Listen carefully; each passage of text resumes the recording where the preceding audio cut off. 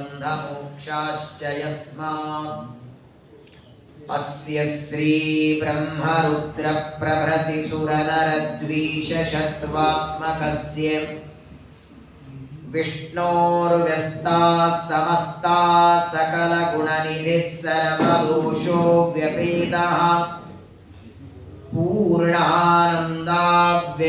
यो गुरुरपि परमश्चिन्तयेतं महान्तम्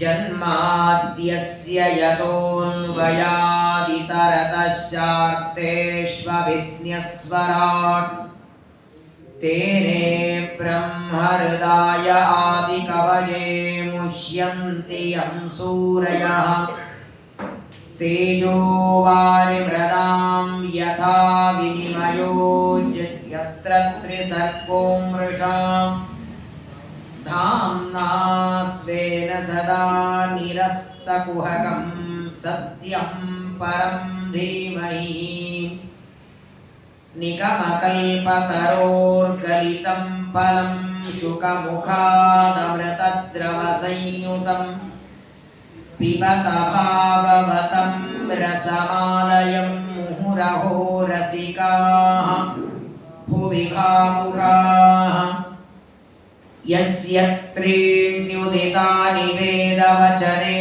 रूपाणि दिव्यान्यलं भट्टदर्शनमित्तमेव निहितं देवस्य भर्गो महत् वायो रामवचोनयं प्रथमकं प्रक्षोद्वितीयं वपुः मध्वो यत्तु तृतीयमेतदमुना ग्रन्थकृतः केशवे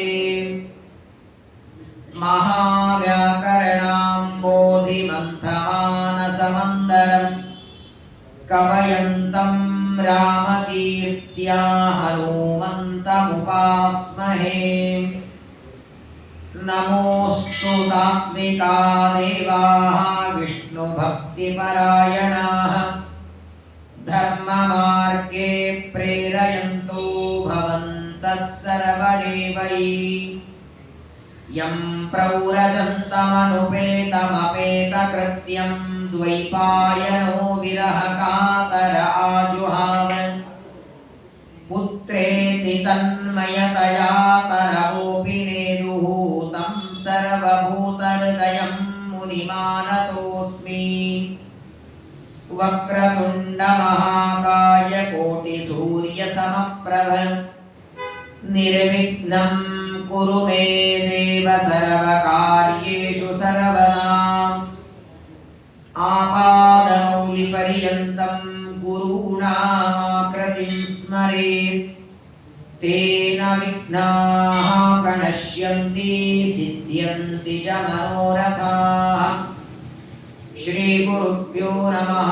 श्रीशुक उवाच नाभिः अपत्यकामः अप्रजया मेरुदेव्या भगवन्तं यज्ञपुरुषम् अवहित्वात्मा अजयत् स्वस्त्यस्तु सताम् अशेषसन्मङ्गलानि भवन्तु श्लोकैकश्रवणपठनमात्रेण कथावक्तश्च श्रोतॄणाम् निखिलकलिकतकल्मषापनूतनपटुतरे मोक्षाद्यखिल पुरुषार्थसाधनीभूते श्रीमद्भागवते महापुराणे यत्किञ्चित् पूर्वोक्तप्रमेयानुवादः। हरिः ओम् हरिः ओम् हरिः ओम्। ಶ್ರೀಗುರುಭ್ಯೋ ನಮಃ. ಶ್ರೀಮದ್ಭಾಗವತದ ಪಂಚಮ ಸ್ಕಂದದಲ್ಲಿ ಪ್ರಿಯವ್ರತ ರಾಜನ ಕಥೆಯನ್ನ ಶುಕಾಚಾರ್ಯರು ಪರೀಕ್ಷಿತ ರಾಜರಿಗೆ ನಿರೂಪಣೆ ಮಾಡ್ತಾರೆ.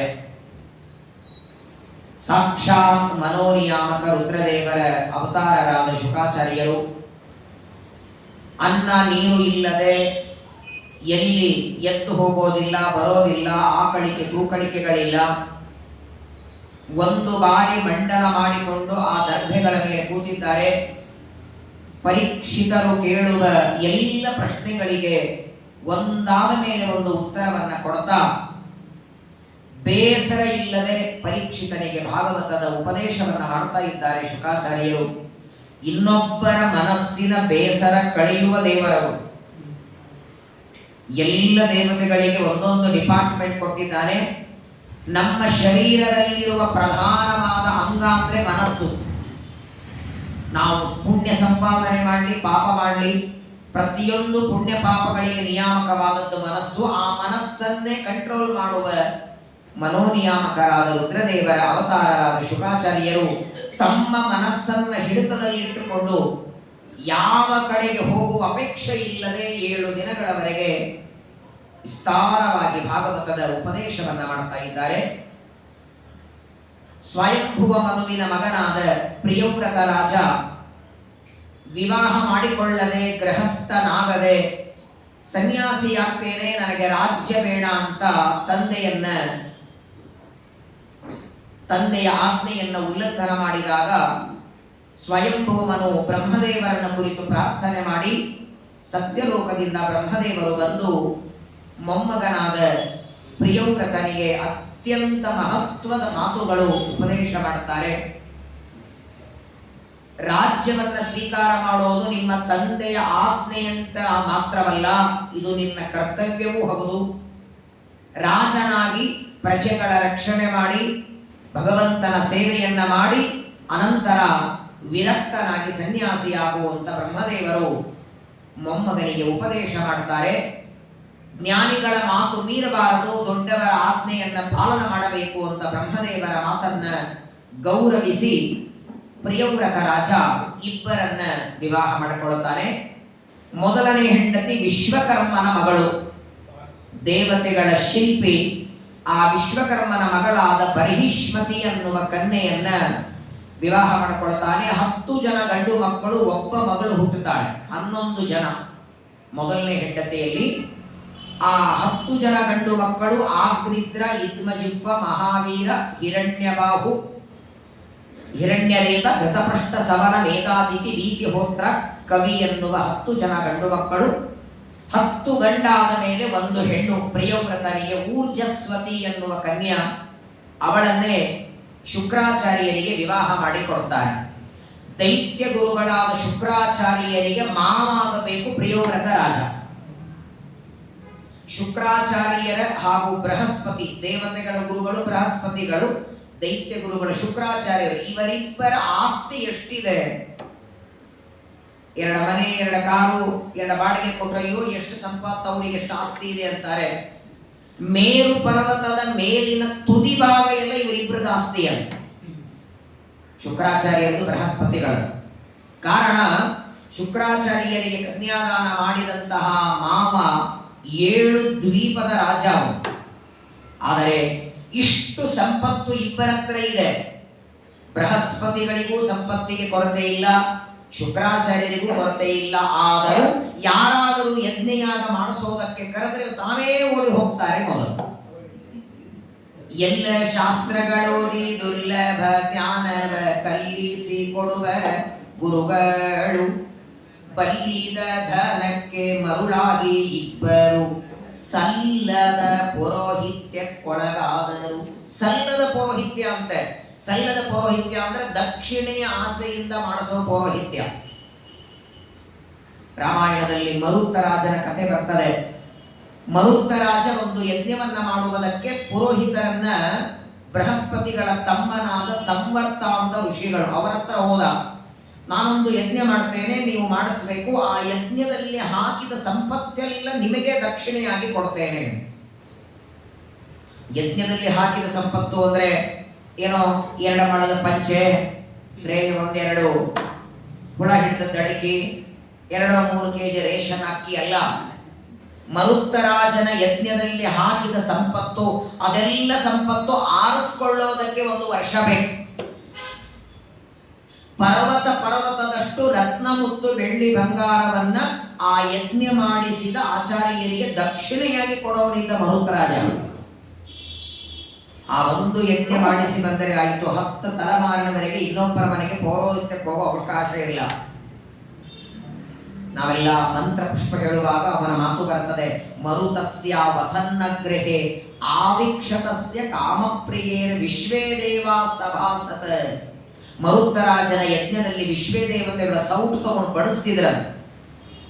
ಆ ಮರುತ್ತರಾಜ ಯಜ್ಞ ಮಾಡುವಾಗ ನಾನು ಮಾಡಿಸ್ತೇನೆ, ನನಗೆ ದಕ್ಷಿಣೆ ಬೇಕು ಅನ್ನುವ ಆಸೆಯಿಂದ ಬೃಹಸ್ಪತಿಗಳು ತಮ್ಮನನ್ನ ಬಿಡಿಸಿ ತಾವು ಪೌರೋಹಿತ್ಯಕ್ಕೆ ಹೋಗ್ತಾರೆ. ಸಲ್ಲದ ಪೌರೋಹಿತ್ಯ ನೋಡಿ. ದೈತ್ಯ ಗುರುಗಳಾದ ಶುಕ್ರಾಚಾರ್ಯರ ಹೆಂಡತಿ ಊರ್ಜಸ್ವತಿ, ಅವಳ ಮಗಳೇ ದೇವಯಾನಿ. ಶುಕ್ರಾಚಾರ್ಯರ ಮಗಳು ದೇವಯಾನಿ. ದೇವಯಾನಿಯಲ್ಲಿ ಹುಟ್ಟಿದ 5 ಜನರಲ್ಲಿ ಹಿರಿಯ ಮಗ ಯದು, ಅವನ ವಂಶದಲ್ಲೇ ಕೃಷ್ಣನ ಅವತಾರ. ವಾಸ್ತವಿಕವಾಗಿ ಶುಕ್ರಾಚಾರ್ಯರು ದೈತ್ಯ ಗುರುಗಳಾದರೂ ಶ್ರೀಕೃಷ್ಣ ಪರಮಾತ್ಮ ಅವತಾರ ಮಾಡುವುದಕ್ಕೆ ಮೂಲ ಸ್ಥಾನ ಅವರೇ. ಅವರ ಮಗಳು, ಅವರ ಮೊಮ್ಮಗನಲ್ಲೇನೆ ಬಂದದ್ದು ಪರಮಾತ್ಮ ಅವತಾರ ಮಾಡಿ. ಪೂರುರಾಜನ ವಂಶದಲ್ಲಿ ಪಾಂಡವರು, ಯದುರಾಜನ ವಂಶದಲ್ಲಿ ಕೃಷ್ಣ ಪರಮಾತ್ಮ. ಆ ದೇವಯಾನಿಯ ತಾಯಿ ಊರ್ಜಸ್ವತಿ ಪ್ರಿಯವ್ರತನ ಮಗಳು. ಪ್ರಿಯವ್ರತ ರಾಜನಿಗೆ ಮೊದಲನೇ ಹೆಂಡತಿಯಲ್ಲಿ 10 ಗಂಡು 1 ಹೆಣ್ಣಾದರೆ ಇನ್ನೊಬ್ಬ ಹೆಂಡತಿಯನ್ನು ವಿವಾಹ ಮಾಡಿಕೊಳ್ಳುತ್ತಾನೆ. ಅಲ್ಲಿ 3 ಜನ ಗಂಡು ಮಕ್ಕಳಾಗ್ತಾರೆ. ಆ 3 ಜನ ಉತ್ತಮ, ತಾಪಸ, ರೈವತ. ಇವರು 3 ಮನ್ವಂತರದ ದೇವತೆಗಳು. ಈಗ ಸತ್ಯದಲ್ಲಿ ನಡೀತಾ ಇರೋದು ವೈವಸ್ವತ ಮನ್ವಂತರ. ಇದಕ್ಕೆ ಹಿಂದೆ 6 ಆಗಿದೆ, ಇದು 7ನೇದ್ದು. ಹಿಂದೆ ಆದ 6 ಮನ್ವಂತರಗಳಲ್ಲಿ ಇದು 3 ಇದೆ.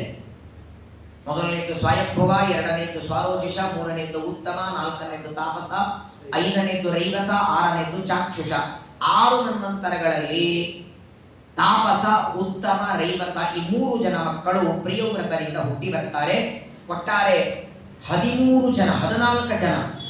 2 ಮಡದಿಯರಲ್ಲಿ 14 ಜನ, 13 ಜನ ಗಂಡು ಮಕ್ಕಳು, 1 ಹೆಣ್ಣು ಮಗಳು. ಇಷ್ಟು ದೊಡ್ಡದಾದ ಪರಿವಾರವನ್ನ ಪಡಿತಾನೆ ಪ್ರಿಯವ್ರತ. ಆ ಮೊದಲನೇ ಹೆಂಡತಿಯಲ್ಲಿ ಹುಟ್ಟಿದ 10 ಜನರಲ್ಲಿ 3 ತಪಸ್ಸಿಗಾಗಿ ಅರಣ್ಯಕ್ಕೆ ಹೋಗಿಬಿಡುತ್ತಾರೆ. ಉಳಿದ 7 ಜನ ಮಕ್ಕಳಿಗೆ ಸಮಗ್ರವಾದ 7 ದ್ವೀಪದ ರಾಜ್ಯವನ್ನ ಕೊಡ್ತಾನೆ. ಒಟ್ಟಾರೆ ನಮ್ಮ ಭರತಖಂಡ ಇದ್ದಂತೆ 7 ದ್ವೀಪಗಳು: ಜಂಬೂದ್ವೀಪ, ಪ್ಲಕ್ಷದ್ವೀಪ, ಕೃಶದ್ವೀಪ, ಕ್ರೌಂಚದ್ವೀಪ, ಶಾಕರ, ಪುಷ್ಕರ. 7 ದ್ವೀಪಗಳು, 7 ಸಮುದ್ರಗಳು. ಯಾವುದೋ ಒಂದು ಊರು, ಒಂದು ಕೆರೆ ಅಥವಾ ಒಂದು ರಾಜ್ಯಕ್ಕೆ ಮಾತ್ರ ಪ್ರಿಯವ್ರತ ರಾಜನಾಗಿರಲಿಲ್ಲ. ಸಮಗ್ರವಾದ ಭೂಮಂಡಲ 7 ದ್ವೀಪಗಳನ್ನು ಆಳುತ್ತಿದ್ದ. ಇಷ್ಟು ದೊಡ್ಡ ಚಕ್ರವರ್ತಿ ರಾಜ. ಪ್ರಿಯವ್ರತನ ಕಾಲದಲ್ಲಿ ಪ್ರಿಯವ್ರತ ರಾಜ ರಥದಲ್ಲಿ ಕೂತ್ಕೊಂಡು 1 ಬಾರಿ ಸಂಚಾರ ಮಾಡಿ ಬಂದ್ರೆ ಅವನ ರಥದ ಗಾಲಿಯಿಂದ ಸೂರ್ಯನ ಬೆಳಕು ಬರದೇ ಇದ್ದಾಗ ಅಡ್ಡಿಯಾಗ್ತಿತ್ತು.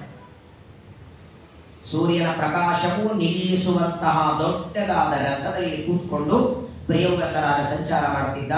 ಅವನ ರಥದ ಗಾಲಿಯಿಂದ ಮಳೆಗಾಲದಲ್ಲಿ ನೀರು ಬಂದು ತೆಗ್ಗು ಬಿದ್ದರೆ ಆ ರಥದ ಗಾಲಿಯಿಂದ ಬೆದ್ದ ತೆಗ್ಗುಗಳು ಸಮುದ್ರಗಳಾಗಿ ವಿಸ್ತಾರವಾಯಿತು. ಒಟ್ಟಾರೆ ನಮ್ಮಲ್ಲಿ ಸಮುದ್ರಗಳ 7, 7 ಸಮುದ್ರಗಳು. ಅನೇಕ ಬಾರಿ ನಾವೆಲ್ಲ ಪ್ರವಚನದಲ್ಲಿ ಅದನ್ನು ಶ್ರವಣ ಮಾಡುತ್ತೇವೆ. 7 ಸಮುದ್ರ ಅಂತ ಭಾಗವತ ಹೇಳ್ತದೆ. ಮೊದಲನೇದ್ದು ಉಪ್ಪು ನೀರಿನ ಸಮುದ್ರ. ಸಮುದ್ರ ಅಂದಾಕ್ಷಣ ಎಲ್ಲರಿಗೂ ಗೊತ್ತಿರೋದು ಉಪ್ಪು ನೀರು ಅಂತ. ಸಮುದ್ರದಲ್ಲೂ ಸಿಹಿ ನೀರಿರ್ತದೆ, ಆದರೆ ಆ ಸಿಹಿ ನೀರಿನ ಸಮುದ್ರ ನಾವು ನೀವು ಮಾನವರು ನೋಡ್ಲಿಕ್ಕಾಗಲ್ಲ. ಮನುಷ್ಯರಿಗೆ ಕಾಣಿಸೋದು, ಮನುಷ್ಯರ ದೃಷ್ಟಿಗೆ ಗೋಚರ ಆಗೋದು ಉಪ್ಪ ನೀರಿನ ಸಮುದ್ರ ಮಾತ್ರ. ಉಪ್ಪು ನೀರಿನ ಸಮುದ್ರ 1, ಕಬ್ಬಿನ ಹಾಲಿನ ಸಮುದ್ರ 2, ಮದ್ಯದ ಸಮುದ್ರ 3, ತುಪ್ಪದ ಸಮುದ್ರ 4, ಹಾಲಿನ ಸಮುದ್ರ 5, ಮೊಸರಿನ ಸಮುದ್ರ 6, ಶುದ್ಧವಾದ ನೀರಿನ ಸಮುದ್ರ 7. 7 ಸಮುದ್ರವನ್ನ ಆಳುತ್ತಿದ್ದಂತೆ ಪ್ರಿಯವ್ರತ ರಾಜ. ಟೆನ್ಷನ್ ಇಲ್ಲ ಅವನಿಗೆ. ಯಾರೋ ಮನೆಗೆ ಬಂದ್ರೆ 1 ಪಾಕೆಟ್ ಹಾಲು ತಂದು ಕಾಫಿ ಮಾಡೋದು. ಹಾಲು ಬೇಕು ಅಂದ್ರೆ ಸಮುದ್ರನೇ ಇತ್ತಲ್ಲ. ಹಾಲು ಮೊಸರು ಬೇಕಾದಷ್ಟು ಸಮುದ್ರ, ಕಬ್ಬಿನ ಹಾಲು ಬೇಕಾದ್ರೆ ಹೋಗೋದು, ಬಕೆಟ್ ತುಂಬ್ಕೊಂಡು ಬರೋದಷ್ಟೇ. 7 ದ್ವೀಪಗಳನ್ನ 7 ಸಮುದ್ರಗಳನ್ನ ಅತ್ಯಂತ ವೈಭವದಿಂದ ರಾಜ್ಯವನ್ನ ಆಳಿ ಪ್ರಿಯವ್ರತ ರಾಜ ತನ್ನ ಕೊನೆ ಕಾಲದಲ್ಲಿ ತನ್ನ 2 ಮಡದಿಯರನ್ನ ಕರ್ಕೊಂಡು ಹೊರಟ. ರಾಜ್ಯವನ್ನ ಮಕ್ಕಳಿಗೆ ಒಪ್ಪಿಸಿದ. ಎಲ್ಲ ಮಕ್ಕಳಿಗೆ ಒಂದೇ ಮಾತು ಹೇಳ್ತಾನೆ, ಪರಮಾತ್ಮನ ಸೇವೆ. ರಾಜ್ಯ ಆಳೋದು ಒಂದು ಭಗವಂತನ ಸೇವೆ. ಅಹಂಕಾರ ಮಾಡಿ ಎಲ್ಲ ಪ್ರಜೆಗಳ ಮೇಲೆ ದರ್ಪ ಮಾಡೋದಲ್ಲ. ಪ್ರಜೆಗಳೆಲ್ಲರಲ್ಲಿ ಪರಮಾತ್ಮ ಇದ್ದಾನೆ. ಜನ ಸೇವೆ, ಜನಾರ್ದನ ಸೇವೆ. ಆ ರೀತಿಯಲ್ಲಿ ನೀವೆಲ್ಲರೂ ರಾಜ್ಯ ಆಳಬೇಕು ಅಂತ 7 ದ್ವೀಪಗಳನ್ನ 7 ಜನ ಮಕ್ಕಳಿಗೆ ಒಪ್ಪಿಸಿ ಪ್ರಿಯವ್ರತ ಅರಣ್ಯಕ್ಕೆ ಹೊರಡ್ತಾನೆ. ಪ್ರಿಯವ್ರತನ 10 ಜನ ಗಂಡು ಮಕ್ಕಳಲ್ಲಿ ಹಿರಿಯ ಮಗ ಆಗ್ನಿಧ್ರ, ಅವನಿಗೆ ಈ ಜಂಬೂದ್ವೀಪದ ರಾಜ್ಯ ಕೊಟ್ಟಿದ್ದ. ನಾವೆಲ್ಲರೂ ವಾಸ ಮಾಡ್ತಾ ಇದ್ದದ್ದು ಜಂಬೂದ್ವೀಪದಲ್ಲಿ. ಜಂಬೂದ್ವೀಪೆ ಭರತ ವರ್ಷೆ ಭರತಖಂಡೆ ಆರ್ಯಾವರ್ತಾಂತರ್ಗತೆ ಹಿಮವತ್ ಪರ್ವತಸ್ಯ ಏಕದೇಶೆ ಸಂಕಲ್ಪದಲ್ಲಿ ಹೇಳ್ತೀವಲ್ಲ, ನಾವೇನು ಸಂಧ್ಯಾ ವಂದನೆ ಮಾಡುವಾಗ ಸಂಕಲ್ಪವನ್ನ ಮಾಡ್ತೇವೆ, ಆ ಸಂಕಲ್ಪದಲ್ಲಿ ಇದೆಲ್ಲವನ್ನ ಉಚ್ಚಾರಣೆ ಮಾಡ್ತೇವೆ. ಆ ಜಂಬೂದ್ವೀಪದ ರಾಜ್ಯವನ್ನ ಪ್ರಿಯವ್ರತನ ನಂತರದಲ್ಲಿ ಅವನ ಮಗ ಆಗ್ನಿಧ್ರ ಅದನ್ನ ರಾಜ್ಯ ಆಳ್ತಿದ್ದ. ಈ ಆಗ್ನಿಧ್ರನಿಗೆ ವಿವಾಹ ಮಾಡ್ಕೊಳ್ಳಿಲ್ಲ, ಇವನು ಮದುವೆ ಮಾಡ್ಕೊಳ್ಳಿಲ್ಲ. ಆದರೆ ಒಂದು ಸಲ ಆಗ್ನಿಧ್ರ ಜಂಬುದ್ವೀಪೌಕಸಃ ಪ್ರಜಾ ಔರಸವತ್ ಧರ್ಮ ಅನವೇಕ್ಷಮಾಣ ಪರ್ಯಗೋಪಾಯತ. ತಂದೆ ಪ್ರಿಯವ್ರತ ರಾಜ ತಾನು ಸಂಸಾರ ಬಿಟ್ಟು ಅರಣ್ಯಕ್ಕೆ ಹೋಗುವಾಗ ಮಕ್ಕಳಿಗೆ ಉಪದೇಶ ಮಾಡಿದ. ಆದರೆ ಮಕ್ಕಳದನ್ನು ಅನುಷ್ಠಾನದಲ್ಲಿ ತರಬೇಕಲ್ಲ, ಹೇಳೋರು ಬೇಕಾದ ಜನ ಸಿಗ್ತಾರೆ. ಆದರೆ ತಂದೆಯಾದ ಪ್ರಿಯವ್ರತ ರಾಜನು ಹೇಳಿದಂತೆ ಅವನ ಮಗನಾದ ಆಗ್ನಿಧ್ರ ಈ ಜಂಬೂದ್ವೀಪದ ರಾಜ್ಯವನ್ನು ಆಳ್ತಾ ಇದ್ದಾನೆ. ಎಲ್ಲ ಪ್ರಜೆಗಳನ್ನ ಮಕ್ಕಳಂತೆ ನೋಡ್ತಾ ಇದ್ದಾನೆ. ಅವರಲ್ಲಿ ಧರ್ಮ ಬರುವಂತೆ ಎಲ್ಲ ಪ್ರಜೆಗಳು ಪರಮಾತ್ಮನ ಸೇವೆ ಮಾಡುವ ರೀತಿಯಲ್ಲಿ ಆರಾಧನೆಯನ್ನ ಮಾಡ್ತಾ ತಪಸ್ಸು ಮಾಡ್ತಾ ರಾಜ್ಯವನ್ನು ಆಳ್ತಾ ಇದ್ದ. ಒಂದು ದಿನ ಈ ಆಗ್ನಿಧ್ರ ರಾಜ್ಯದಲ್ಲಿ ಇರುವಾಗ ಬ್ರಹ್ಮದೇವರು ವಿಚಾರ ಮಾಡ್ತಾರೆ. ಇವನಿಗೆ ವಿವಾಹ ಮಾಡ್ಕೊಳ್ಳಿಕ್ಕೆ ಅಪೇಕ್ಷೆ ಇರಲಿಲ್ಲ. ಬ್ರಹ್ಮದೇವರಂತಾರೆ, ನೀನು ಮದುವೆ ಮಾಡ್ಕೊಳ್ಳದೆ ಇದ್ರೆ ಮುಂದೆ ಸಂತಾನ ಅಭಿವೃದ್ಧಿ ಆಗೋದು ಹೇಗೆ? ಯಾಕಂದ್ರೆ ಪ್ರಿಯವ್ರತನ ಹಿರಿಯ ಮಗನಾದ ಈ ಆಗ್ನಿಧ್ರ ಇವನಿಗೆ ಮುಂದೊಬ್ಬ ಮಗ ಹುಟ್ಟುತ್ತಾನೆ ನಾಭಿ ಅಂತ. ಅವನ ಮಗನೇ ಸಾಕ್ಷಾತ್ ಪರಮಾತ್ಮ ವೃಷಭ ಅನ್ನುವ ರೂಪದಲ್ಲಿ ದೇವರ ಅವತಾರ ಮಾಡಿ ಬರ್ತಾನೆ. ಇದು ಭಗವಂತನ ಜ್ಞಾನಾವತಾರ. ಇದು ವೃಷಭ ಪರಮಾತ್ಮನ ತಂದೆ ನಾಭಿ, ನಾಭಿಯ ತಂದೆನೇ ಆಗ್ನಿಧ್ರ. ಆಗ್ನಿಧ್ರನಿಗೆ ಮದುವೆ ಆಗಲಿಲ್ಲ ಅಂದ್ರೆ ನಾಭಿ ಹುಟ್ಟೋದಿಲ್ಲ, ನಾಭಿರಾಜ ಇಲ್ಲ ಅಂದ್ರೆ ದೇವರ ಅವತಾರ ಇಲ್ಲ. ದೇವರಿಗೆ ಅವತಾರ ಮಾಡೋದಕ್ಕೆ ತಂದೆ ತಾಯಿಗಳು ಬೇಕಾಗಿಲ್ಲ. ಆದರೆ ಈಗ ಪ್ರಿಯವ್ರತನ ಮೊಮ್ಮಗನಾಗಿ ದೇವರು ಅವತಾರ ಮಾಡಿ ವೃಷಭನಾಗಿ ಬರಬೇಕಾಗಿದೆ. ಬ್ರಹ್ಮದೇವರು ವಿಚಾರ ಮಾಡಿದರಂತೆ, ದೇವಲೋಕದಲ್ಲಿ ಯಾವಾಗಲೂ ಸಂಗೀತವನ್ನ ಮಾಡುವಂತಹ ಪೂರ್ವ ಚಿತ್ತಿ ಅಂತ ಒಬ್ಬ ಅಪ್ಸರ,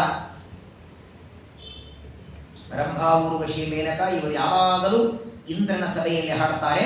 ಬ್ರಹ್ಮದೇವರ ಸಭೆಯಲ್ಲಿ ಗಾನ ಮಾಡುವಂತಹ ಪೂರ್ವ ಚಿತ್ತಿ ಎನ್ನುವ ಅಪ್ಸರೆಯನ್ನು ಕರೆದ ಹೇಳ್ತಾರೆ, ನೀನು ಈಗಾಗಲೇ ಭೂಮಿಗೆ ಹೋಗು, ಜಂಬೂದ್ವೀಪದ ರಾಜ್ಯವನ್ನ ಆಳ್ತಾ ಇರುವ ಪ್ರಿಯವ್ರತನ ಮಗನಾದ ಆಗ್ನಿಧ್ರನನ್ನ ವಿವಾಹ ಮಾಡಿಕೊಂಡು ಅವನಲ್ಲಿ ಉತ್ತಮವಾದ ಸಂತಾನವನ್ನ ಪಡಿಬೇಕು ಅಂತ ಪೂರ್ವ ಚಿತ್ತಿ ಎಂಬ ಅಪ್ಸರೆಯನ್ನ ಬ್ರಹ್ಮದೇವರು ಕೊಟ್ಟು ಕಳಿಸ್ತಾರೆ.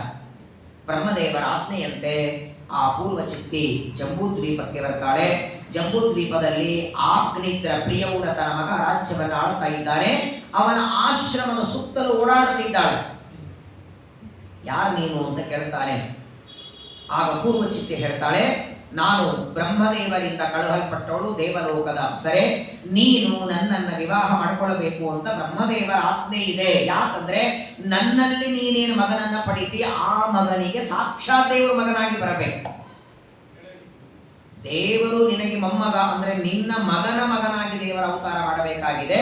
ನೀನು ವಿವಾಹವನ್ನ ಮಾಡಿಕೊಳ್ಳಬೇಕು ಅಂತ ಬ್ರಹ್ಮದೇವರ ಆಜ್ಞೆಯನ್ನ ಆ ಪೂರ್ವ ಚಿತ್ತಿ ಎಂಬ ಅಪ್ಸರೆ ಆಗ್ನಿಧ್ರನಿಗೆ ಹೇಳಿದಾಗ ಆಗ್ನಿಧ್ರ ಏನ್ ಮಾಡ್ಬೇಕು ಗೊತ್ತಾಗ್ಲಿಲ್ಲ. ಯಾಕಂದ್ರೆ ಅವನು ವಿವಾಹ ಬೇಡ ಅಂದದ್ದು ಈ ಕಾರಣಕ್ಕೇನೆ, ತಂದೆಯಂತೆ ಎಲ್ಲ ಪ್ರಜೆಗಳನ್ನ ಮಕ್ಕಳಂತೆ ನೋಡಬೇಕು, ಒಳ್ಳೆ ಧಾರ್ಮಿಕವಾಗಿ ರಾಜ್ಯ ಆಳಬೇಕು, ತಾನು ಒಬ್ಬಂಟಿಕನಾಗಿರಬೇಕು, ಸಂಸಾರದ ಚಿಂತೆ ತನಗೆ ಬೇಡ ಅಂತ ಮದುವೆನೇ ಬೇಡ ಅಂದಿಲ್ಲ.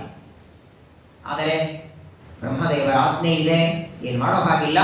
ಸರಿ ಅಂತ ಕಾತ್ವಂ ಚಿಕೀರ್ಷ ಚ ಕಿಂ ಮುನಿವರ್ಯ ಶೈಲೆ ಮಾಯಾಸಿ ಕಿಂ ಭಗವತಃ ಪರದೇವತಾಯಾಃ. ಒಂದು ದಿನ ಆಗ್ನಿಧ್ರ ಬೇಟೆ ಆಡಬೇಕು ಅಂತ ಅರಣ್ಯಕ್ಕೆ ಬಂದಿದ್ದ.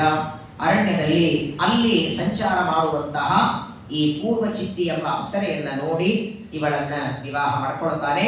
ಆ ಪೂರ್ವ ಚಿತ್ತಿಯಲ್ಲಿ ಆಗ್ನಿಧ್ರನಿಗೆ ಹುಟ್ಟಿದಂತಹ ಮಗನೇ ನಾಭಿ.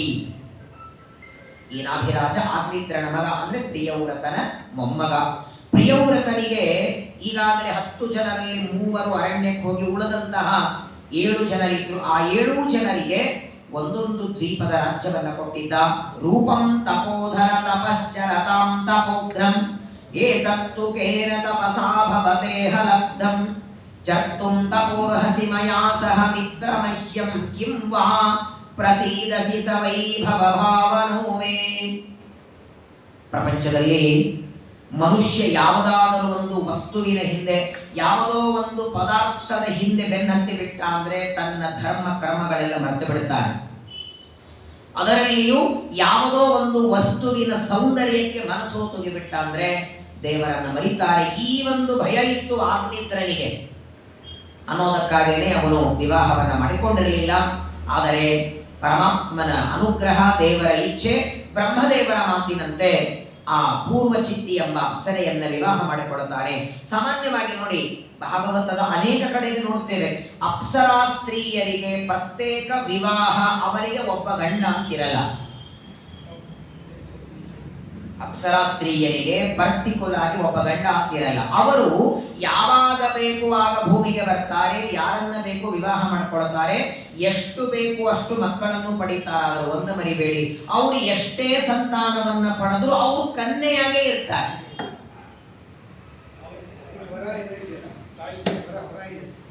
ಅಪ್ಸರಾ ಸ್ತ್ರೀಯರು ವಿವಾಹ ಮಾಡಿಕೊಂಡು ಇಲ್ಲೇನೋ ಸಂತಾನ ಪಡೆದದ್ದಕ್ಕೆ ಅವರ ಕನ್ಯಾ ಅವಸ್ಥೆ ಹೋಗೋದಿಲ್ಲ. ಹಾಗಾಗಿ ಊರ್ವಶಿಯ ಕಥೆಯನ್ನ ಅನೇಕ ಪ್ರಸಂಗಗಳಲ್ಲಿ ಅನೇಕರನ್ನ ವಿವಾಹ ಮಾಡಿಕೊಂಡ ಕಥೆಯನ್ನ ಭಾಗವತ, ಹರಿವಂಶ ಎಲ್ಲ ಹೇಳ್ತದೆ.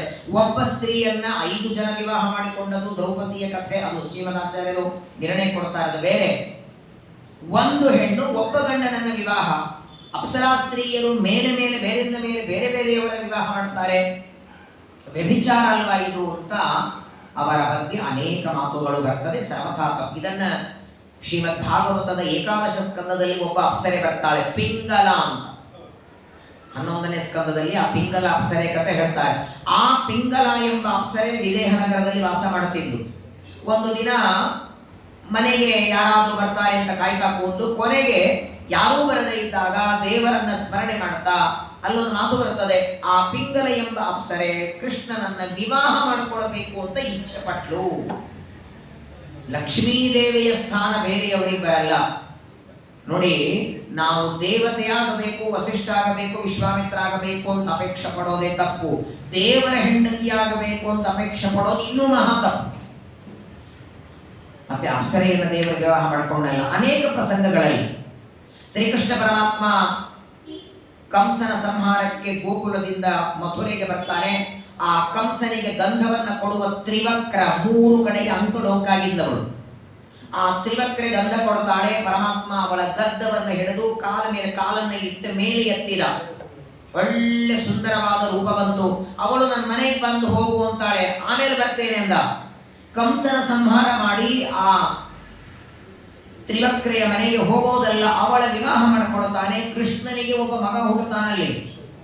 ವಿಶೋಕ ಮುಂದೆ ರಣರಂಗದಲ್ಲಿ 18 ದಿನದ ಯುದ್ಧದಲ್ಲಿ ಭೀಮದೇವರಿಗೆ ಸಾರಥ್ಯಕರಣ ಮಾಡಿ ಸೇವೆ ಮಾಡುತ್ತಾರೆ. ಇದೆಲ್ಲ ಸಾಧ್ಯ. ಹಾಗಾದ್ರೆ ದೇವರು ಯಾರ್ಯಾರನ್ನು ವಿವಾಹ ಮಾಡಿಕೊಳ್ತಾನ?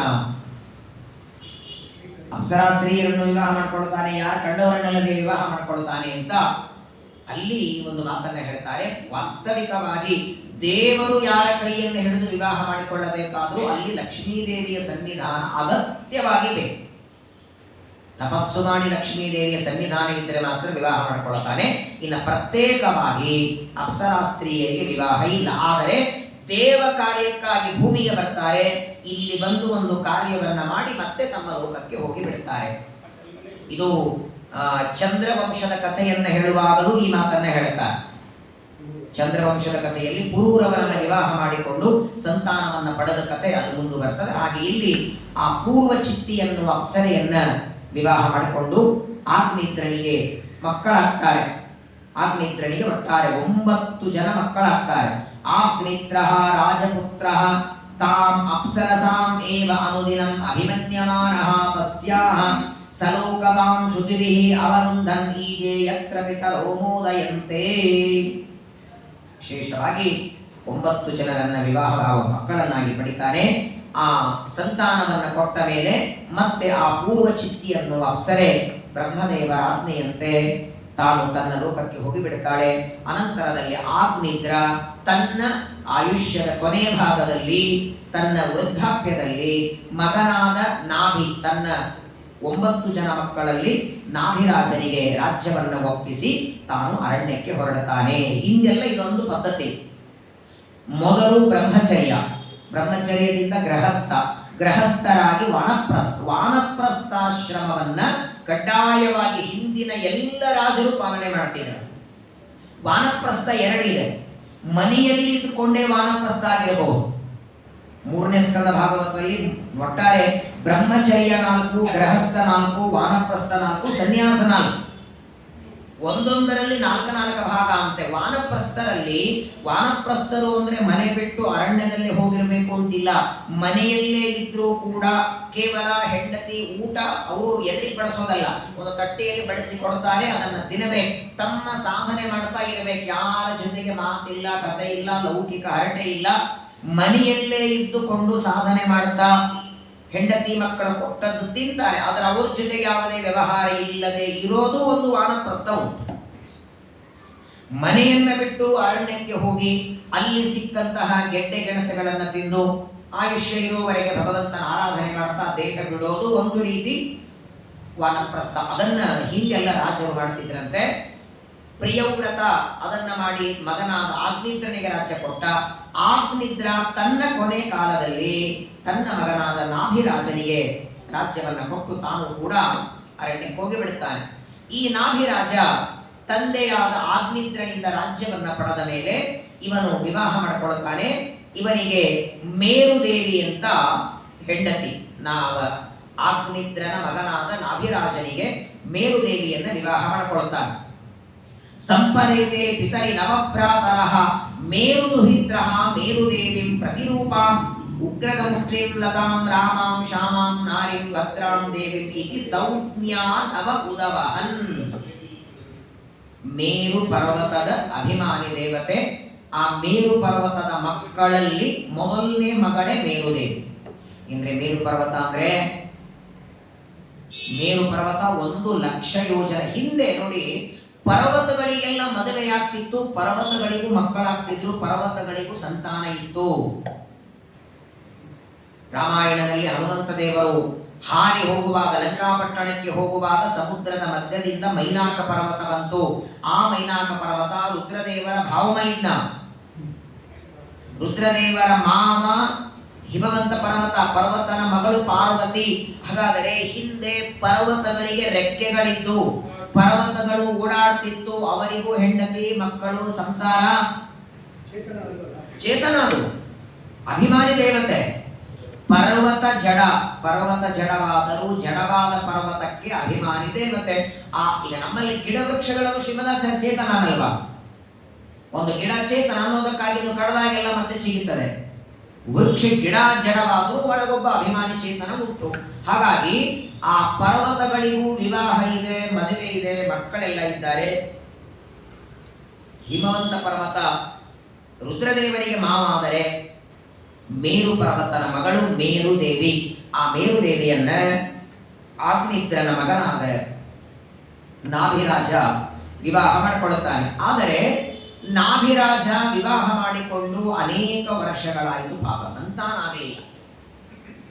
ಹಿಂದೆ ಒಂದು ವಿಚಾರ, ಹಿಂದಿನ ಎಲ್ಲ ನೋಡಿ, ನೀವು ರಾಮಾಯಣದಲ್ಲಿ ನೋಡ್ತೀರಿ, ಮಹಾಭಾರತದಲ್ಲಿ ಅಥವಾ ಭಾಗವತದಲ್ಲಿ, ಹರಿವಂಶದಲ್ಲಿ, ಹಿಂದಿನ ಕಾಲದಲ್ಲಿ ರಾಜರು ವಿವಾಹವಾಗಿ ಸಂತಾನವಾಗದಿದ್ದಾಗ ಅವರು ಮೊದಲು ನೆನಪಾಗುವುದು ಗುರುಗಳು ಏನಾದರೂ ವಿವಾಹಕ್ಕಾಗಿ ಮಾಡಬೇಕಾದ ಜಪ, ಹೋಮ, ಪಾರಾಯಣಗಳು, ಯಜ್ಞಯಾಗಗಳು, ಇದನ್ನ ಮೊದಲು ಮಾಡೋರು.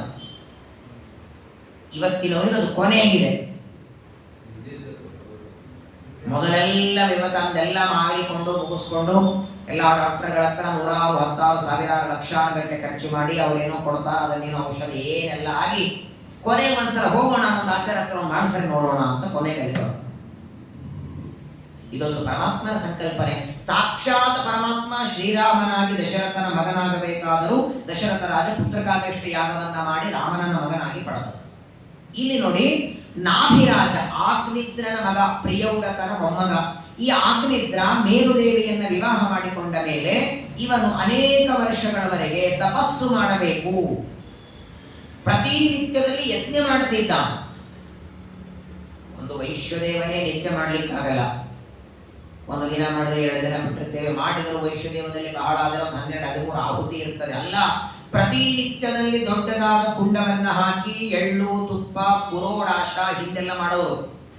ಯಜ್ಞ ಮಾಡುವುದಕ್ಕೆ ಬೇಕಾಗುವ ಸಾಮಗ್ರಿಗಳನ್ನೆಲ್ಲ ತಂದು 1 ಅಲ್ಲ 2 ದಿನ ಅಲ್ಲ, ಯಾವತ್ತು ಇವನು ವಿವಾಹ ಮಾಡಿಕೊಂಡ ನಾಭಿರಾಜ ಮೇರುದೇವಿಯನ್ನ ವಿವಾಹ ಮಾಡಿಕೊಂಡ ದಿನದಿಂದ ಪ್ರತಿನಿತ್ಯದಲ್ಲಿ ಯಜ್ಞವನ್ನ ಮಾಡುತ್ತಿದ್ದ. ಒಂದು ಯಜ್ಞ ಅಂತ ನಡಿಬೇಕಾದ್ರೆ ಅದಕ್ಕೆ 7 ಬೇಕು. ಒಂದು ಹೋಮ ಯಜ್ಞ ನಡಿಬೇಕಾದರೆ ಮೊದಲನೇದ್ದು ದ್ರವ್ಯ, 2ನೇದ್ದು ಒಳ್ಳೆ ದೇಶ, 3ನೇದ್ದು ಕಾಲ, 4ನೇದ್ದು ಮಂತ್ರ, 5ನೇದ್ದು ಋತ್ವಿಜರು, 6ನೇದ್ದು ದಕ್ಷಿಣ, 7ನೇದ್ದು ಯಜ್ಞ ಮಾಡುವ ವಿಧಾನ.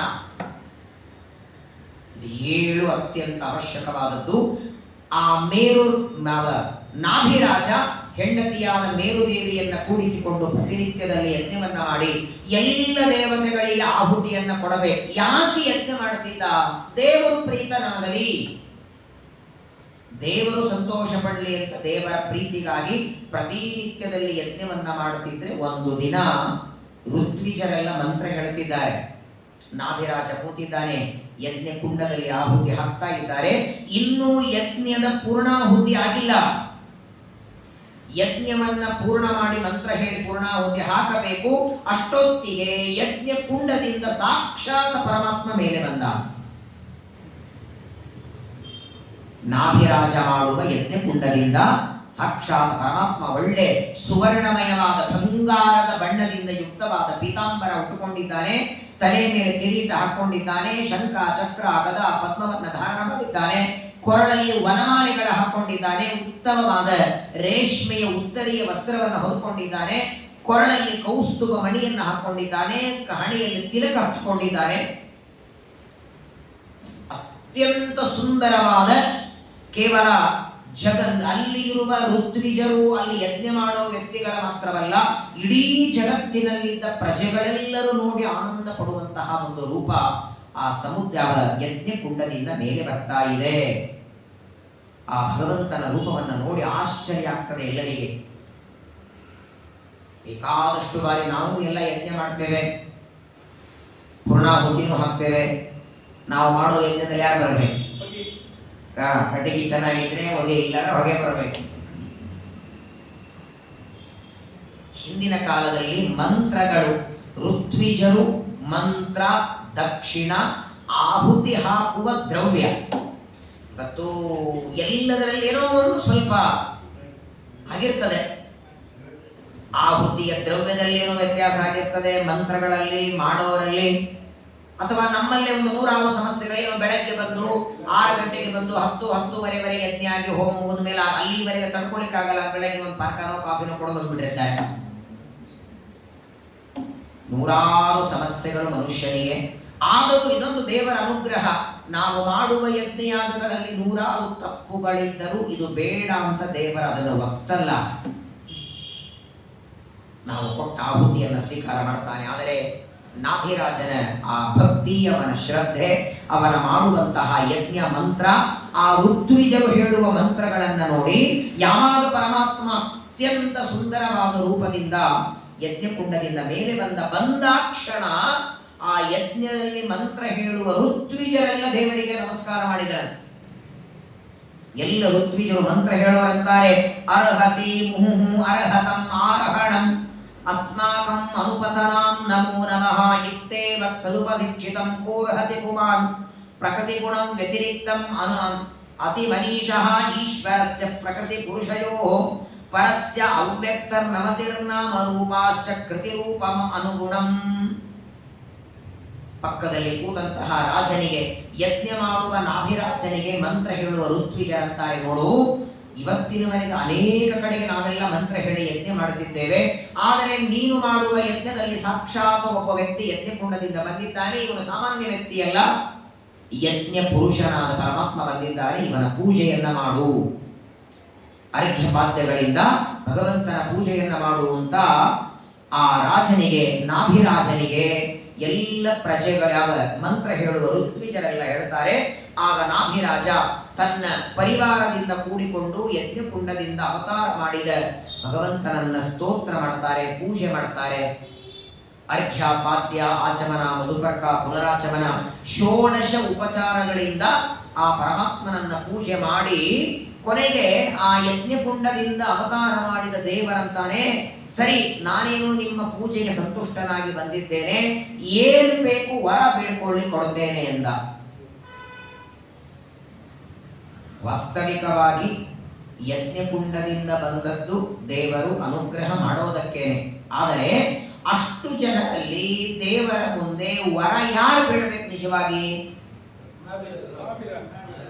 ಬೇಡಲೇ ಇಲ್ಲ. ಅವನು ಯಜ್ಞ ಮಾಡ್ತಾ ಇದ್ದದ್ದು ನಾಭಿರಾಜ, ಮಂತ್ರ ಹೇಳ್ತಾ ಇದ್ದದ್ದು ಪುರೋಹಿತರು. ಯಜ್ಞ ಮಾಡುವ ರಾಜನ ಯಜ್ಞದ ಆ ಒಂದು ಆಹುತಿಗಳಿಂದ ಸಂತುಷ್ಟನಾಗಿ ದೇವರು ಪ್ರತ್ಯಕ್ಷವಾಗಿ ಬಂದು ದೇವರೇ ಹೇಳ್ತಾನೆ ಏನಾದರೂ ವರ ಬೇಡ್ಕೋ ಕೊಡ್ತೇನೆ ಅಂದ್ರೆ ಏನು ಮಾತಾಡಲಿಲ್ಲ ನಾಭಿರಾಜ. ದೇವರ ಆ ರೂಪವನ್ನ ನೋಡಿ, ಶಂಖಚಕ್ರ ಗದಾಪದ್ಮ ರೂಪ ನೋಡಿ ಆನಂದ ಆಗಿದೆ, ಕಣ್ಣಲ್ಲಿ ಆನಂದ ಬಾಷ್ಪಗಳು ಬರ್ತಾ ಇದೆ. ಏನು ಬೇಡಬೇಕು ದೇವರ ಹತ್ರ ವರ ಬೇಡಬೇಕು ಅಂತ ದೇವರಂದ್ರು ಮಾತೆ ಬರ್ತಾ ಇಲ್ಲ ಬಾಯಿಯಿಂದ. ಏನಾದ್ರೂ ಬೇಡು ಕೊಡ್ತೇನೆ ಅಂತ ಮತ್ತೊಮ್ಮೆ ದೇವರಂತಾನೆ. ಆ ನಾಭಿರಾಜನ ಬಾಯಿಯಿಂದ ಏನೂ ವರಗಳು ಬೇಡಲಿಲ್ಲ. ಸರಿ, ಹಾಗಾದ್ರೆ ನಿನಗೇನು ಬೇಡವಾ ಅಂತ ದೇವರಂತಾನೆ. ನಿನಗೋಸ್ಕರ ಯಜ್ಞಕುಂಡದಿಂದ ಬಂದೇ ಅವತಾರ ಮಾಡಿ ನಿನಗೆ ವರ ಕೊಡೋಣ ಅಂದ್ರೆ ಬೇಡ ಅಂತಿ, ಬೇಡ ಅಂದ್ರೆ ಹಾಗೆ ಹೋಗ್ತೇನೆ ನಾನು ಅಂತ ದೇವರು ಅದೃಶ್ಯನಾಗಿ ಹೋಗಬೇಕು. ಆ ಸಂದರ್ಭದಲ್ಲಿ ಯಜ್ಞ ಮಾಡಿಸುವ ಋತ್ವಿಜರು ಅವರೆಲ್ಲ ಪ್ರಾರ್ಥನೆ ಮಾಡ್ತಾರೆ, ಸ್ವಾಮಿ ವರ ರಾಜ ಬೇಡಲ್ಲ, ನಾವು ಬೇಡ್ತೇವೆ, ನೀನು ನಮ್ಮ ರಾಜನಿಗೆ ಮಗನಾಗಿ ಬಾ. ಋತ್ವಿಜರೆಲ್ಲ ಪ್ರಾರ್ಥನೆ ಮಾಡಿದರು. ತತ್ರ ಆಗ್ನಿದ್ರಡೆ ಕ್ಷೇತ್ರೆ ಅಹಂ ಕಲಯ ಅವತರಿಷ್ಯಾಮಿ. ಹಾಗಾಗಲೇ ನೋಡಿ, ನಾವು ಯಾವುದೇ ಹೋಮ ಹವನ ಮಂತ್ರ ಜಪ ಮಾಡಲಿ, ನಾವು ದೇವರಲ್ಲಿ ಪ್ರಾರ್ಥನೆ ಮಾಡೋದಕ್ಕಿಂತ ನಮಗಾಗಿ ದೊಡ್ಡವರು ಪ್ರಾರ್ಥನೆ ಮಾಡಬೇಕು. ಉನ್ನತ ಪ್ರಾರ್ಥಿತ ಅಶೇಷ ಸಂಸಾಧಕಂ ಸನ್ನತಾ ಲೌಕಿಕಾನಂದದ ಶ್ರೀಪದಂ ಭಿನ್ನ ಕರ್ಮಾಶಯ ಪ್ರಾಣಿ ಸಂಪ್ರೇರಕಂ ತನ್ನ ಕಿಂನ ಇತಿ ಮೀಮಾಂಸು ವಿದ್ವತ್ಸು ಮೀಮಾಂಸಿತಂ ಪ್ರೇಣಯಾಮೋ ಅಸುದೇವಂ ದೇವತಾ ಮಂಡ. ಆಚಾರ್ಯ ರಾಜ್ಯ ಮಾಡ್ತಾರೆ, ನೀನ್ ತಿಳಿದದ್ದು ಸರಿ ಅನ್ಕೋಬೇಡ. ತನ್ನ ಕಿಂನ, ನಾನು ತಿಳ್ಕೊಂಡದ್ದು ಸರಿನೋ ತಪ್ಪೋ ಅನ್ನೋದನ್ನ ವಿದ್ವತ್ಸು ಜ್ಞಾನಿಗಳಲ್ಲಿ ಮೀಮಾಂಸಿತಂ ಚರ್ಚೆ ಮಾಡು. ನೀನು ತಿಳ್ಕೊಂಡದ್ದನ್ನು ದೊಡ್ಡವರ ಹತ್ರ ಕೇಳು, ಸ್ವಾಮಿ ಇದನ್ನು ಮಾಡಿದ್ದೇನೆ ಹೌದು ಅಲ್ಲೋ. ಯಾಕಂದ್ರೆ ನಮಗಾಗಿ ನಾವು ಪ್ರಾರ್ಥನೆ ಮಾಡೋದಕ್ಕಿಂತ ಉನ್ನತ ಪ್ರಾರ್ಥಿತ. ನಮಗೆ ಆರೋಗ್ಯ ಸರಿ ಇಲ್ಲ, ಯಾರೋ ಸ್ವಾಮಿಗಳು ಬಂದಿದ್ದಾರೆ, ಸ್ವಾಮಿ ನನಗೆ ಆರೋಗ್ಯ ಸರಿ ಇಲ್ಲ, ಮಂತ್ರಾಕ್ಷತೆ ಕೊಡಿ. ಅವರೇನ್ ಮಾಡ್ತಾರೆ? ದೇವರ ಪ್ರಾರ್ಥನೆ ಮಾಡಿ ಮಂತ್ರಾಕ್ಷತೆ ಕೊಡೋದು. ಯಾಕಂದ್ರೆ ಅದೇ ದೇವರ ಪ್ರಾರ್ಥನೆ ನೀವೇ ಡೈರೆಕ್ಟ್ ಮಾಡಬಹುದಲ್ಲ. ಆರೋಗ್ಯವನ್ನ ಕೊಡೋದು ಪರಮಾತ್ಮ ಧನ್ವಂತರಿ ರೂಪದಿಂದ ಕೊಡ್ತಾನೆ. ಹಾಗಾದ್ರೆ ಆರೋಗ್ಯ ಕೊಡುವನು ದೇವರೇ ಆದ ಮೇಲೆ ನಾವೇ ನೇರವಾಗಿ ಪ್ರಾರ್ಥನೆ ಮಾಡಿಬಿಟ್ರಾಯಿತು. ನಾವು ಸ್ವಾಮಿಗಳಿಗೆ ಹೇಳಬೇಕು, ಅವರು ದೇವರ ಹತ್ರ ಹೇಳಬೇಕು, ಹೀಗೆಲ್ಲ ಯಾಕೆ? ನಾವೇ ನೇರವಾಗಿ ಪ್ರಾರ್ಥನೆ ಮಾಡಿಬಿಟ್ರೆ ಅಷ್ಟು ಬೇಗ ದೇವರು ಉಳಿಯೋದಿಲ್ಲ. ದೊಡ್ಡವರಲ್ಲಿ ನಮ್ಮಯ ಪ್ರಾರ್ಥನೆ, ಅವರು ಹೋಗಿ ದೇವರಲ್ಲಿ ಪ್ರಾರ್ಥನೆ ಮಾಡ್ತಾರೆ, ಆಗ ಪರಮಾತ್ಮ ಶೀಘ್ರದಲ್ಲಿ ಅನುಗ್ರಹ ಮಾಡುತ್ತಾನೆ. ಹಾಗಾಗಿ ಒಂದು ಮಾತು ನಾಭಿರಾಜನ ಬಾಯಿಯಿಂದ ಬರಲಿಲ್ಲ. ದೇವರೇ ವರವನ್ನ ಬೇಡಿಕೊ ಅಂದ್ರೂ ವರ ಬೇಡಲಿಲ್ಲ. ಕೊನೆಗೆ ಮಂತ್ರ ಹೇಳಿ ಯಜ್ಞ ಮಾಡಿಸುವ ಋತ್ವಿಜರೆಲ್ಲ ಅಂತಾರೆ, ನೀನು ಅವತಾರ ಮಾಡಿ ಬರಬೇಕು ಅಂದ ಕ್ಷಣ ಆಗಲಿ ಎಂದ ದೇವರು. ಅಲ್ಲ, ಬಂದದ್ದು ಅದಕ್ಕೆ ಬರಲಿ, ಅಲ್ಲಯ್ಯ ನಾನು ಬೇಡ್ಕೊ ಅಂತಂದದ್ದು ಅವನೇನು ಬೇಡ್ತಾ ಇಲ್ಲ, ನೀವ್ಯಾಕೆ ಮಧ್ಯದಲ್ಲಿ ಬಾಯಿ ಹಾಕಿದ್ರಿ ಅನ್ಬೋದಾಗಿತ್ತಲ್ಲ. ನಿಮ್ ಕೆಲಸ ಎಷ್ಟು? ಮಂತ್ರ ಹೇಳು, ಯಜ್ಞ ಮಾಡ್ರಿ, ದಕ್ಷಿಣೆ ಕೊಡ್ತಾನೆ, ಮನೆಗೆ ಹೋಗ್ರಿ. ನಾಭಿರಾಜ ಬಿಡ್ಕೊಳ್ಬೇಕಾಗಿತ್ತು, ನೀವ್ಯಾಕೆ ಮಧ್ಯದಲ್ಲಿ ಬಾಯಿ ಹಾಕಿದ್ರಿ ಅಲ್ಲಿಲ್ಲ. ಋತ್ವಿಜರು ಪ್ರಾರ್ಥನೆ ಮಾಡಿಕೊಂಡರೂ ದೇವರು ಆಗಲಿ ಅಂತ ಒಪ್ಪಿಕೊಡ್ತಾನೆ. ಅವಶ್ಯವಾಗಿ ನಾನು ನಿಮ್ಮ ರಾಜನ ಹೆಂಡತಿಯಾದ ಮೇರುದೇವಿಯಲ್ಲಿ ಮಗನಾಗಿ ಅವತಾರ ಮಾಡಿ ಬರ್ತೇನೆ ಅಂತ ಹೇಳಿ ಅಲ್ಲಿಂದ ದೇವರು ಅದೃಶ್ಯನಾಗಿ ಹೋಗ್ತಾನೆ. ಮುಂದೆ ಕೆಲವು ದಿನಗಳ ನಂತರದಲ್ಲಿ ಆ ನಾಭಿರಾಜನ ಹೆಂಡತಿಯಾದ ಮೇರುದೇವಿಯಲ್ಲಿ ಪ್ರವೇಶ ಮಾಡಿದ. ಕೇವಲ 9 ತಿಂಗಳು ಗರ್ಭದಲ್ಲಿ ಇದ್ದ. ನಮ್ಮ ಶ್ರೀಮದಾಚಾರ್ಯರು ಅವತಾರ ಮಾಡಿ ಬರುವ ಸಂದರ್ಭದಲ್ಲಿ ಸುಮತ್ ವಿಜಯದಲ್ಲಿ ಹೇಳುತ್ತಾರೆ, ದೇವರು ಹುಟ್ಟಿ ಬಂದ, ಅಥವಾ ಮಧ್ವಾಚಾರ್ಯರು, ಹನುಮಂತ ದೇವರು ಇವರೆಲ್ಲ ಹುಟ್ಟಿ ಬಂದ್ರು ಅಂದ್ರೆ ಹೇಗೆ? ನಮ್ಮ ಹಾಗೆ ತಂದೆಯಿಂದ ತಾಯಿಯ ಗರ್ಭದಲ್ಲಿ ಪ್ರವೇಶ ಮಾಡಿ 9 ತಿಂಗಳ ಇದ್ದು ರಕ್ತ ಮಾಂಸಗಳಿಂದ ಶರೀರ ನಿರ್ಮಾಣವಾಗಿ ಬರೋದಲ್ಲ. ಎರಡಿದೆ ನೋಡಿ. ತಾಯಿಯ ಗರ್ಭದಲ್ಲೇನೆ ಶರೀರ ರೆಡಿಯಾಗೋದು ನಮ್ಮದು ನಿಮ್ಮದು. ರೆಡಿಯಾಗಿ ಒಳಗೆ ಹೋಗ್ತಾನವನು. ಶಂಖ ಚಕ್ರ ಗದಾ ಪದ್ಮ ಎಲ್ಲವನ್ನ ಧಾರಣ ಮಾಡಿಕೊಂಡೇ ಒಳಗೆ ಹೋಗಿ ಒಂದು 9 ತಿಂಗಳು ಕೂತ್ಕೊತಾನೆ ಹೊರಗೆ ಬರ್ತಾನೆ. 9 ತಿಂಗಳು ತಾಯಿಯ ಗರ್ಭ ಎಲ್ಲೇ ಇರಲಿ, ಕೌಸಲ್ಯಾದೇವಿಯ ಗರ್ಭದಿಂದ ರಾಮ ಬರುವಾಗ, ದೇವಕಿಯ ಗರ್ಭದಿಂದ ಕೃಷ್ಣ ಬರುವಾಗ, ಅದಿತಿ ದೇವಿಯ ಗರ್ಭದಿಂದ ವಾಮನ, ಅಥವಾ ಇಲ್ಲಿ ಮೇರು ದೇವಿಯ ಗರ್ಭದಿಂದ ಪರಮಾತ್ಮ, ಯಾವುದೇ ತಾಯಿಯ ಗರ್ಭದಿಂದ ಬರಬೇಕಾದರೂ ಆ 9 ತಿಂಗಳು ಗರ್ಭದಲ್ಲಿ ನಿಮ್ಮ ಹಾಗೆ ಕೆಳಗೆ ಮುಖ ಹಾಕೊಂಡು ಅಲ್ಲಿ ಸಣ್ಣ ಸಣ್ಣ ಹುಳುಗಳನ್ನು ಕಚ್ಚಿಸ್ಕೊಳ್ತಾ ಏನೇನು 9 ತಿಂಗಳ ಗರ್ಭದಲ್ಲಿ ಅನುಭವಿಸ್ತೇವೆ, 3ನೇ ಸ್ಕಂದದಲ್ಲಿ ಹೇಳಿದ್ದಾರಲ್ಲ, ಭಯಾನಕ. ಅದು ಯಾವುದೂ ಇಲ್ಲ. ಹಾಗಾದ್ರೆ 9 ತಿಂಗಳ ಗರ್ಭದಲ್ಲಿ ಹೇಗಿರ್ತಾನೆ? ಶ್ವೇತದ್ವೀಪ ಅನಂತಾಸನ ವೈಕುಂಠ ಲೋಕದಲ್ಲಿ ಹೇಗೆ ಕೂತಿರ್ತಾನೋ ಹಾಗೆ ಕೂತಿರ್ತಾನೆ. ಅಲ್ಲಿಯೂ ಅವನಿಗೆ ಛತ್ರ ಇರ್ತದೆ, ಅಲ್ಲಿಯೂ ಅವನಿಗೆ ಛತ್ರ, ಅಲ್ಲಿಯೂ ಚಾಮರ, ಗರ್ಭದೊಳಗೂ ಅವನ ಸುತ್ತಲೂ ಪ್ರದಕ್ಷಿಣೆ ಪಾರಾಯಣ ಮಾಡೋರೆಲ್ಲ ಇರ್ತಾರೆ. ಇಷ್ಟೇ ಗರ್ಭಕೋಶದೊಳಗೆ ಛತ್ರಿ ಹೆಂಗೆ ಒಳಗೆ ಹೋಯ್ತು, ಚಾಮರ ಹೆಂಗೆ ಹೋಯ್ತು ಅಂತ ಪ್ರಶ್ನೆ ಕೇಳಬೇಡಿ. ಸಣ್ಣ ಇರುವೆಯಲ್ಲೇ ಇರಬಲ್ಲ ಅವನು. ಅಣು ರಣೀಯಾನ್ ಮಹತೋ ಮಹೀಯಾನ್ ಆತ್ಮ ಗುಹಾಯಾಮ್ ನಿಹಿತೋಸ್ಯ ಜಂತೋ. ಸಣ್ಣದಾದ ಇರುವೆಯ ಶರೀರದೊಳಗೆ ಒಬ್ಬ ಜೀವ, 24 ಜನ ದೇವತೆಗಳು, ವಾಯುದೇವರು, ಅಲ್ಲಿ ಪರಮಾತ್ಮ ಇದ್ದಾನೆ. ಇರುವೆಯ ಶರೀರದಲ್ಲಿ ಇರಬಲ್ಲ ಸ್ವಾಮಿಗೆ ಗರ್ಭದಲ್ಲಿ ಇರುವ ಸಾಧ್ಯತೆ ಇಲ್ಲ. 9 ತಿಂಗಳು ಮೇರುದೇವಿ, ನಾಭಿರಾಜನ ಹೆಂಡತಿಯಾದ ಮೇರುದೇವಿಯಲ್ಲಿ 9 ತಿಂಗಳ ಇದ್ದು ಅಲ್ಲಿಂದ ಪರಮಾತ್ಮ ಅವತಾರ ಮಾಡಿ ಬರ್ತಾನೆ. ಅವನನ್ನೇ ವೃಷಭ ಅಂತ ಕರೆದಿದ್ದಾರೆ. ಈಗಾಗಲೇ ಆಕೂತಿಯ ಮಗನಾಗಿ ಯಜ್ಞನಾಗಿ ಬಂದಿದ್ದಾನೆ, ದೇವಹೂತಿಯ ಮಗನಾಗಿ ಕಪಿಲನಾಗಿ ಬಂದಿದ್ದಾನೆ, ದೇವಹೂತಿಯ ಮಗಳಾದ ಅನಸೂಯಾದೇವಿಯಲ್ಲಿ ಆತ್ರೇಯ ದತ್ತಾತ್ರೇಯನಾಗಿ ಬಂದಿದ್ದಾನೆ, ಇನ್ನೊಂದು ಪ್ರಸೂತಿಯ ಮಗಳಾದ ಮೂರ್ತಿಯಲ್ಲಿ ನರನಾರಾಯಣ ರೂಪದಿಂದ ಬದರಿಕಾಶ್ರಮದಲ್ಲಿ, ಒಟ್ಟಾರೆ 4 ರೂಪದಿಂದ ಸ್ವಯಂಭುವ ಮನುವಿನ ಮೊಮ್ಮಗನಾಗಿ ಈಗಾಗಲೇ ಭಗವಂತ ಅವತಾರ ಮಾಡಿದ್ದಾನೆ. ಇದು 5ನೇ ಅವತಾರ. ಅಥತಂ ಉಪಪತ್ತೈವ ಅಭಿವ್ಯಜ್ಯಮಾನ ಭಗವಲ್ಲಕ್ಷಣಂ ಸಾಮ್ಯ ಶಮ ಉಪಶಮ ವೈರಾಗ್ಯ ಐಶ್ವರ್ಯ ಮಹಾವಿಭೂತಿಭಿ ಅನುದಿನಂ ಏಧಮಾನಂ ಅನನುಭಾವಂ ಪ್ರಾಕೃತಯಃ ಪ್ರಜಾಃ ಬ್ರಾಹ್ಮಣಾಃ ದೇವತಾಶ್ಚ ಅವನೀತರ ಸಮವನಾಯ ಅತಿತರಾಂ ಜಗ್ರದುಹು. ಯಾವಾಗ ಪರಮಾತ್ಮ ವೃಷಭ, ಭ ಅಂದರೆ ಕಾಂತಿ, ವೃಷ ಅಂದರೆ ಜ್ಞಾನ, ಜ್ಞಾನದಿಂದಲೇ ಪ್ರಕಾಶಮಯನಾದವನು, ಸಚ್ಚಿದಾನಂದ ಸ್ವಪ್ರಕಾಶ, ಜ್ಞಾನ ಆನಂದಗಳೇ ಪರಿಪೂರ್ಣವಾಗಿ ಉಳ್ಳವನು. ಆದ್ದರಿಂದ ಪರಮಾತ್ಮನನ್ನ ವೃಷಭ ಅಂತ ಕರೀತಾರೆ.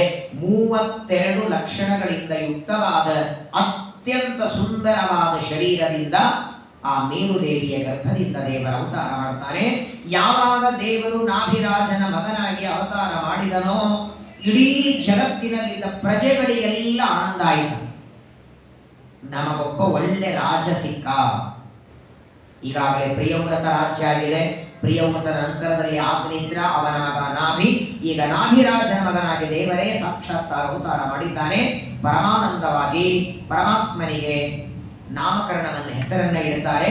ತಸ್ಯ ಹವಾ ಇತ್ತಂ ವರ್ಷಣಾವರೀಯಸ ಬೃಹತ್ಸೋಚ್ಚ ಊಜಕಸಾ ಬಲೇನ ಶ್ರಿಯಾ ವಿಶಸಾ ವೀರ್ಯ ಶೌರ್ಯಾಭ್ಯಾಂ ಚ ಪಿತಾ ಋಷಭಃ ಇತಿ ಈದೃಕ್ ನಾಮ ಚಕಾರ. ದೇವರಿಗೆ ಯಾವುದೇ ಒಂದು ಹೆಸರನ್ನ ಕರೆಯುವಾಗ ಶ್ರೀಮದಾಚಾರ್ಯರು ಪ್ರಮಾಣ ಲಕ್ಷಣದಲ್ಲಿ ಹೇಳ್ತಾರೆ, ಕಥಾ ಲಕ್ಷಣದಲ್ಲಿ ಹೇಳ್ತಾರೆ. ನಮ್ಮಲ್ಲಿ ನೋಡಿ ಶಬ್ದಗಳು ಒಟ್ಟಾರೆ ರೂಢಿ, ಯೋಗ ರೂಢಿ, ಅಜ್ಞರೂಢಿ, ಮಹಾರೂಢಿ, ವಿದ್ವತ್ ರೂಢಿ, ಆಮೇಲೆ ಯೋಗ. ರೂಢಿಯಿಂದ ಕರೆಯುವ ಶಬ್ದ ಬೇರೆ, ಯೌಗಿಕ. ಯೌಗಿಕ ಅಂದ್ರೆ ಯಾವುದೇ ಶಬ್ದವನ್ನು ದೇವರ ಹತ್ರ ಕರಿಬೇಕಾದ್ರೆ ಆ ಶಬ್ದದ ಪ್ರವೃತ್ತಿ ನಿಮಿತ್ತ ದೇವರಲ್ಲಿ ಬರಬೇಕು. ಬ್ರಹ್ಮಸೂತ್ರದ ಮೊದಲಿನ 2 ಪಾದಗಳಲ್ಲಿ, ಮೊದಲನೇ ಅಧ್ಯಾಯದಲ್ಲಿ ನಾಮಾತ್ಮಕ ಶಬ್ದ, ಲಿಂಗಾತ್ಮಕ ಶಬ್ದ ಅಲ್ಲಿಯೂ ಕೂಡ ಧರ್ಮವಾಚಕ ಶಬ್ದ, ಧರ್ಮಿವಾಚಕವಾದ ಶಬ್ದಗಳ ಸಮನ್ವಯವನ್ನು ಹೇಳ್ತಾರೆ. ತುಂಬ ಕಠಿಣ ಭಾಗ ಅದು. ಯಾಕಂತ ಹೇಳ್ತಿದ್ದೇನೆಂದ್ರೆ, ಒಂದು ಶಬ್ದದಿಂದ ಒಂದು ಹೆಸರನ್ನ ದೇವರಿಗೆ ಕರಿಬೇಕಾದರೆ ಆ ಒಂದು ಹೆಸರಿನಿಂದ ಒಂದು ಗುಣ ದೇವರಲ್ಲಿ ಬರಬೇಕು. ಶ್ರೀಮದಾಚಾರ್ಯರು ಅಣುಭಾಷ್ಯದಲ್ಲಿ ಹೇಳ್ತಾರೆ, ಯತ್ ಶಬ್ದಾಹ ಯೋಗವೃತ್ತಯ. ಪಂಕಜ ಅಂತ ಶಬ್ದ ಇದೆ. ಪಂಕ ಅಂದ್ರೆ ಕೆಸರು, ಜ ಅಂದ್ರೆ ಹುಟ್ಟೋದು, ಕೆಸರಿನಲ್ಲಿ ಹುಟ್ಟಿದ್ದರಿಂದ ಕಮಲ ಪುಷ್ಪಕ್ಕೆ ಪಂಕಜ. ಇದು ಯೋಗ, ಯೌಗಿಕ. ನಾವು ನಮ್ಮ ಹೆಸರಿಟ್ಕೊಳ್ತೀವಲ್ಲ ಅದು ರೂಢಿ ಮಾತ್ರ. ಯಾಕಂದ್ರೆ ಯಾವ ಹೆಸರು ನಾವು ಇಟ್ಕೊಳ್ತೇವೆ ಆ ಹೆಸರಿನ ಅನ್ವರ್ಥಕವಾದ ಏನದು ಹೆಸರಿನ ಗುಣ ಇದೆ, ಅದು ನಮ್ಮಲ್ಲಿಲ್ಲ. ಉದಾಹರಣೆಗೆ ನಾರಾಯಣ. ನಾರಾಯಣ ಅಂದ್ರೆ ಅರ ಅಂದ್ರೆ ದೋಷ, ನಾರ ಅಂದ್ರೆ ಗುಣ, ಅಯನ ಅಂದ್ರೆ ಆಶ್ರಯ. ಅನಂತ ಗುಣಗಳಿಗೆ ಆಶ್ರಯನಾದದ್ದರಿಂದ ನಾರಾಯಣ. ಈ ಅರ್ಥ ನಾವು ನೀವು ನಾರಾಯಣ ಇಟ್ಕೊಂಡಾಗ ಬರಲ್ಲ. ಇದು ದೇವರಲ್ಲಿ ಯಾವ ಶಬ್ದದಿಂದ ಕರಿಬೇಕಾದರೂ ಒಂದೊಂದು ಗುಣಗಳು. ಆದ್ದರಿಂದ ನಾವು ನನ್ನ ಅನಂತ ಗುಣ ಅನ್ನೋದು. ವೃಷಭ ಅನ್ನುವ ಶಬ್ದ ಸಂಸ್ಕೃತದಲ್ಲಿ ಋಷಭ ಅಂದ್ರೆ ರೂಢಿಯಲ್ಲಿ ಪ್ರಸಿದ್ಧಿಯಾದದ್ದು, ಸರ್ವ ಉತ್ತಮ, ಶ್ರೇಷ್ಠ. ರೂಢಿಯಿಂದ ಶ್ರೇಷ್ಠ ಅಂತ ಅರ್ಥ. ಯೌಗಿಕವಾಗಿ ನೋಡಿದರೆ, ಯೋಗದಿಂದ ನೋಡಿದರೆ ಯಾವ ಪರಮಾತ್ಮನನ್ನ ತಿಳಿಯುವುದಕ್ಕೆ ವೇದಗಳಿಗೆ ಸಾಧ್ಯ ಇಲ್ಲ. ಯಥೋ ವಾಚೋ ನಿವರ್ತಂತೆ ಅಪ್ರಾಪ್ಯ ಮನಸಾ ಸಹ ಆನಂದಂ ಬ್ರಹ್ಮಣೋ ವಿದ್ವಾನ್ ನಭಿವೇದಿ ಕದಾಚನೆ. ಉಪನಿಷತ್ತು ಹೇಳುತ್ತದೆ, ವೇದಾಭಿಮಾನಿಯಾದ ಲಕ್ಷ್ಮೀದೇವಿ ಪರಮಾತ್ಮನನ್ನ ಪ್ರಾರ್ಥನೆ ಮಾಡಿ ಮಾಡಿ ಮಾಡಿ ಕೊನೆಗೆ ಭಗವಂತನ ಗುಣಗಳನ್ನು ಹೇಳಲಿಕ್ಕಾಗದೆ ನನ್ನಿಂದ ಪೂರ್ಣವಾಗಿ ಹೇಳಲಿಕ್ಕಾಗೋದಿಲ್ಲ ಅಂತ ತಿರುಗಿ ಬಂದಂತೆ, ಅಂತಹ ವೇದಗಳಿಂದಲೂ ಪರಿಪೂರ್ಣವಾಗಿ ತಿಳಿಯಲು ಅಶಕ್ಯನಾದ ಸರ್ವಜ್ಞನಾದ ಪರಮಾತ್ಮನಿಗೆ ನಾಭಿರಾಜ ತನ್ನಲ್ಲಿ ಹುಟ್ಟಿದ ಮಗನಿಗೆ ವೃಷಭ ಅಂತ ನಾಮಕರಣ ಮಾಡ್ತಾನೆ. ಈ ವೃಷಭ ರೂಪಿಯಾದಂತಹ ಪರಮಾತ್ಮ ಯಾವಾಗ ಯಾವ ಅವತಾರ ಮಾಡಿ ಭೂಮಿಗೆ ಬಂದ, ಇವನು ಬಂದ ಮೇಲೆ ಏನಾಯ್ತು ನೋಡಿ. ಈಗ ಸಾಮಾನ್ಯವಾಗಿ 4 ತಿಂಗಳು ಮಳೆಗಾಲು, 4 ತಿಂಗಳು ಚಳಿಗಾಲು, 4 ತಿಂಗಳು ಬೇಸಿಗೆಗಾಲ. ಈಗ ನಡೀತಾ ಇರೋ ಗಾಳಿ ಅವನು ಸುಳ್ಳೆ, ಮಳೆ ಬರ್ತಿಲ್ವಾ? ಬೇಸಿಗೆಗಾಲ ಮಳೆಗಾಲ ಗೊತ್ತಾಗ್ತಿಲ್ಲ ಬೆಂಗಳೂರಿಗೆ. ಹಾಗಾದರೆ ಒಂದೊಂದು ಕಾಲದಲ್ಲಿ ಒಂದೊಂದು ಬರಬೇಕು. ಪ್ರತಿ ವರ್ಷ ಮಳೆಗಾಲದಲ್ಲಿ ಮಳೆ ಕೊಡೋರು ಯಾರು? ಮಳೆಗಾಲದಲ್ಲಿ ಮೇಘಗಳಿಗೆ ಆಜ್ಞೆಯನ್ನ ಮಾಡಿ ಮಳೆ ಕೊಡೋರು ದೇವರೆಲ್ಲ ಮಾಡ್ತಾರೆ. ಆ ಒಂದು ಜವಾಬ್ದಾರಿ ಒಪ್ಪಿಸಿದಾರಲ್ಲ ಇಂದ್ರದೇವರು. ಹಾಗಾದರೆ ಪ್ರತಿ ವರ್ಷದಲ್ಲಿ ಇಂದ್ರದೇವರು ಮಳೆ ಕೊಡ್ತಿದ್ದಾರೆ. ಯಾವಾಗ ನಾಭಿರಾಜನ ಮಗನಾಗಿ ವೃಷಭ ಪರಮಾತ್ಮ ಅವತಾರ ಮಾಡಿ ಬಂದ, ವೃಷಭ ಯಾವಾಗ ರಾಜನಾದನು, ನಾಭಿರಾಜ ತನ್ನ ರಾಜ್ಯವನ್ನು ಮಗನಿಗೆ ಕೊಟ್ಟನಲ್ಲ, ಆ ವೃಷಭ ಪರಮಾತ್ಮ ರಾಜನಾದ ಮೇಲೆ ಇಂದ್ರದೇವರು ಮಳೆನೇ ಹಾಕಲಿಲ್ಲ. ನೋಡೋಣ, ನಾನು ಮಳೆ ಹಾಕದೆ ಇದ್ರೆ ಇವರ ರಾಜ್ಯ ಹೇಗಾಳ್ತಾನೆ. ಮಳೆ ಇಲ್ಲ ಅಂದ್ರೆ ಬೆಳೆ ಇಲ್ಲ, ಬೆಳೆ ಇಲ್ಲ ಅಂದ್ರೆ ಪ್ರಜೆಗಳ ಕಷ್ಟ, ಇವರು ಹೇಗೆ ರಾಜ್ಯ ಆಗ್ತಾನೆ ನೋಡೋಣ ಅಂತ ಹೇಳಿ ಇಂದ್ರದೇವರು ಮಳೆನೇ ಹಾಕದಿದ್ರೆ ಇಂದ್ರದೇವರಿಗೆ ಈ ರಾಜನಾಗಿ ಬಂದವನು ಇವನು ಸಾಕ್ಷಾತ್ ಪರಮಾತ್ಮ ಅಂತ ಅನ್ನುವ ಅಜ್ಞಾನ, ಅಸುರಾವೇಶ. ಕೆಲವು ಸಲ ದೇವತೆಗಳು ಅಜ್ಞಾನದಿಂದ ಅಸುರಾವೇಶದಿಂದ ಈ ತರಹದ ತಪ್ಪುಗಳು ಮಾಡ್ತಾರೆ. ಅದರಲ್ಲಿ ಇಂದ್ರದೇವರು ಸಾಕಷ್ಟು ಸಲ ಮಾಡಿದ್ದಾರೆ. ಸ್ಪರ್ಧೆ ಮಾಡಲಿಕ್ಕೆ, ನಾನು ಮಳೆ ಕೊಟ್ಟರೆ ಮಾತ್ರ ಪ್ರಜೆಗಳೆಲ್ಲ ಬದುಕ್ತಾರೆ, ನಾನು ಮಳೆನೇ ಕೊಡೋದು ಬೇಡ ಅಂತ ಇಂದ್ರದೇವರು ಸ್ಪರ್ಧೆಯನ್ನ ಮಾಡಿದರೆ, ಇಲ್ಲಿ ಇದ್ದ ರಾಜ ಸಾಮಾನ್ಯ ರಾಜ ಅಲ್ಲ, ಸರ್ವಜ್ಞನಾದ ಪರಮಾತ್ಮನೇ ಸಾಕ್ಷಾತ್ ದೇವರೇ ರಾಜನಾದದ್ದರಿಂದ ಇಂದ್ರನ ಅವಶ್ಯಕತೆ ಇಲ್ಲದೆ ವೃಷಭ ಪರಮಾತ್ಮ ತನ್ನ ಇಚ್ಛೆಯಿಂದ ಮಳೆ ತರಿಸಿದ.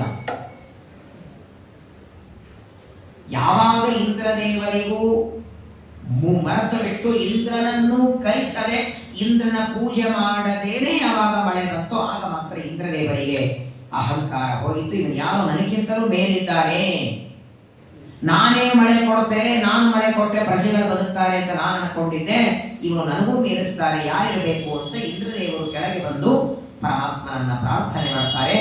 ಆಗ ದೇವರು ತಾನು ಇಂದ್ರದೇವರಿಗೆ ಅನುಗ್ರಹವನ್ನ ಮಾಡಿ ಮುಂದೆ ವಿವಾಹ ಮಾಡಿಕೊಳ್ಳುತ್ತಾನೆ. ಇಲ್ಲಿ ಗಾರ್ಹಸ್ಥ್ಯ ಜೀವನ ದೇವರ ಕೆಲವು ಅವತಾರಗಳಲ್ಲಿ ವಿವಾಹ ಮಾಡಿಕೊಳ್ತಾನೆ, ಸಂತಾನ ಪಡಿ. ಇದು ವಿಚಿತ್ರ ನೋಡಿ.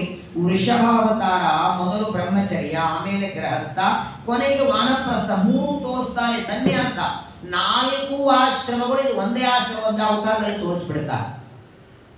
ವಿವಾಹನೂ ಮಾಡಿಕೊಂಡ, ಮದುವೆ ಮಾಡಿಕೊಂಡ, ಮಕ್ಕಳನ್ನು ಪಡೆದ, ಮಕ್ಕಳಿಗೆ ರಾಜ್ಯ ಕೊಡ್ತಾನೆ, ರಾಜ್ಯ ಕೊಟ್ಟು ಅರಣ್ಯಕ್ಕೆ ಹೋಗ್ತಾನೆ ವಾನಪ್ರಸ್ಥನಾಗಿ, ಕೊನೆಗೆ ಸನ್ಯಾಸಿಯಾಗಿ ಸನ್ಯಾಸಿಗಳ ಧರ್ಮವನ್ನು ಹೇಳಿ ತಾನು ಮತ್ತೆ ಅವತಾರವನ್ನು ಮುಗಿಸ್ತಾನೆ. ಅಂತಹ ನಾಭಿರಾಜನ ಮಗನಾದ ವೃಷಭ ವಿವಾಹ ಮಾಡಿಕೊಳ್ತಾನೆ. ಸಾಕ್ಷಾತ್ ಲಕ್ಷ್ಮೀದೇವಿ ಜಯಂತಿ ಅನ್ನುವ ರೂಪದಲ್ಲಿ ಲಕ್ಷ್ಮೀದೇವಿ ವೃಷಭನನ್ನ ವಿವಾಹ ಮಾಡ್ಕೊತಾಳೆ. ಆ ವೃಷಭ ಪರಮಾತ್ಮನಿಗೆ ಜಯಂತಿಯಲ್ಲಿ 100 ಜನ ಗಂಡು ಮಕ್ಕಳಾಗ್ತಾರೆ. ಆ 100 ಜನರಲ್ಲಿ ಹಿರಿಯ ಮಗನೇ ಭರತ. ಅವನಿಂದಲೇ ನಮ್ಮ ದೇಶಕ್ಕೆ ಭಾರತ ಅಂತ ಹೆಸರು ಬಂದದ್ದು. ಅಂತಹ ಋಷಭ ಪರಮಾತ್ಮನ ರಾಜ್ಯ, ಋಷಭನ ಮಕ್ಕಳು, ಆ ಋಷಭನ ಮಗನಾದ ಭರತ. ಆ ಭರತನೇ ಮುಂದೆ ಜಿಂಕೆಯ ಮೋಹಕ್ಕೆ ಬಲಿಯಾಗಿ ಜಡಭರತನಾಗ್ತಾನೆ. ಆ ಭರತ ರಾಜನ ಕಥೆಯನ್ನ ವಿಸ್ತಾರವಾಗಿ ಶುಕಾಚಾರ್ಯರು ನಿರೂಪಣೆ ಮಾಡುತ್ತಾರೆ. ನಾಳೆ ದಿನ ಮತ್ತೆ ಶ್ರವಣ ಮಾಡೋಣ. ಭಾರತೀಯ ಮುಖ್ಯ ಪ್ರಾಣ ಶ್ರೀಕೃಷ್ಣಾರ್ಪಣಮಸ್ತು. ಹರೇ ನಮೋ ಹರೇ ನಮೋ ಹರೇ